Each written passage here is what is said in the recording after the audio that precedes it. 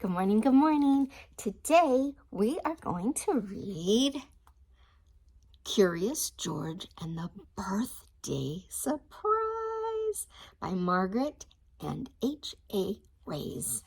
Here we go. This is George. He was a good little monkey and always very curious.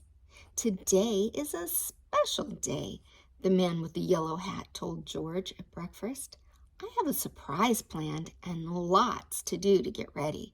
You can help me by staying out of trouble. George was happy to help,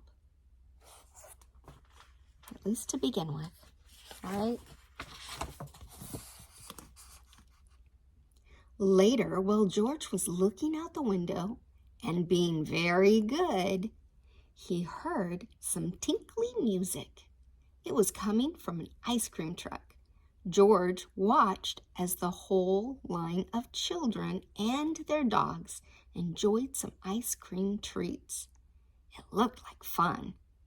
But when the ice cream truck moved on, George forgot all about staying out of trouble and went to find some fun of his own. Uh-oh. You say, uh-oh. In the living room, George found noisemakers and hats and games. Could this be part of his friend's surprise? Before George could find out, he spotted some streamers, balloons, and colored tissue. He could not resist. Nope, not George, because he's too curious, right? Decorating was easy for a monkey. Still, George was curious about the surprise. And what was that good smell coming from the kitchen? George followed his nose. Follow your nose. It always knows. It was a cake, and it looked as good as it smelled. All it needed was frosting. George had seen his friend make frosting before, but today his friend was busy. Maybe George could help. He could frost the cake himself. First, George put a bit of this in the mixing bowl. Then he added a bit of that. Then he turned on the mixer. So, here's the gross thing. George added a bit of vinegar and oil. You might put that in a submarine sandwich, but I don't think you'd put that to frost a cake. Ew. And the frosting whirled round and round. It was whirling too fast, but when George tried to make it stop, the mixer only went faster and faster and faster. George lifted the beaters out of the bowl. Frosting flew everywhere. Uh-oh. See that? Just then, George heard the tinkling music again. The ice cream truck was coming back up the street, and George had an idea. He quickly opened the door. I wonder what George's idea is going to be. Are you ready? And invited all of the dogs in for a treat. In no time, the kitchen was as clean as a whistle. See, they licked it all up.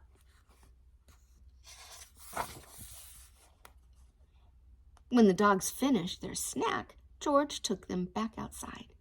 The ice cream truck was still there, and so was his friend. George, said the man in the yellow hat, I've been looking for you. It's time for the surprise. George had found hats, games, decorations, and a cake. He was curious. Was the surprise a party? Ooh.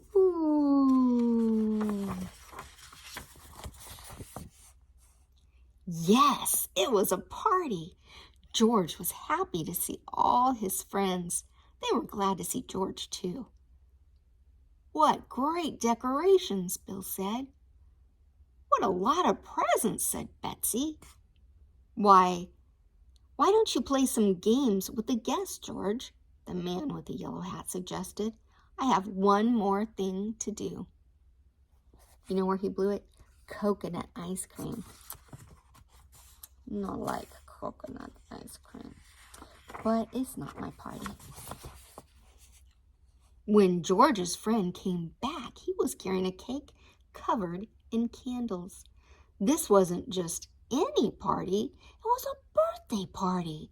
But George was still curious. Whose birthday was it? He watched to see who would blow out the candles. The man with the yellow hat put the cake down right in front of George. That was the surprise. It was George's birthday. The party was for him. Everyone sang happy birthday. Then George took a deep breath. Can you take a deep breath with him and help him blow out the candles? And made a wish. Happy birthday, George. And see, here's a maze. Can you do that maze and help George get where he needs to get all those goodies? Maybe pause this and see what you can do. And then you know what else there is on back? There's a word search, so you can see if you can find all the birthday words. See, like here's game and hat and surprise and present. I won't go anymore. So many fun things. Well, I hope you liked our story about George's birthday. Love you.